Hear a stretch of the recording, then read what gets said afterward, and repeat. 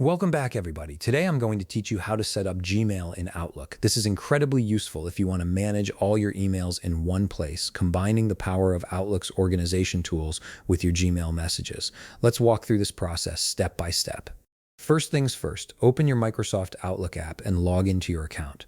Once you've entered your credentials, give it a moment to load all your existing emails and inbox data. This initial loading process ensures that Outlook is fully ready before we start adding another email account to the mix. Now that your email has loaded, we can begin the setup process. Look towards the top of your screen where all your tools and menu options are located. You'll see the File menu sitting there. Just click on the File tab. This will open up a menu with several options that control your account settings and preferences. The File menu will take you straight to the Info tab, and this is exactly where we need to be.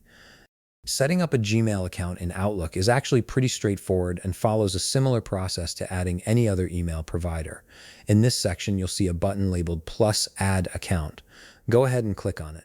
An Outlook login window will pop up on your screen, prompting you to enter account details. Here's where you'll input your Gmail credentials. Simply type in your full Gmail address and then click on Connect.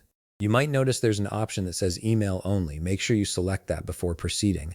This tells Outlook that you're just adding an email account without any additional Microsoft services attached to it. Once you click Connect, a browser window will automatically open up. This browser window is where the verification happens. Google needs to confirm that it's really you trying to connect your Gmail account to Outlook, so follow the prompts to verify your login. The great thing about this method is that it automatically handles all the technical setup for you. Outlook will configure the correct ports and email server settings upon login, which means you don't have to manually enter any complicated server information or worry about IMAP or SMTP settings. Everything gets sorted out in the background.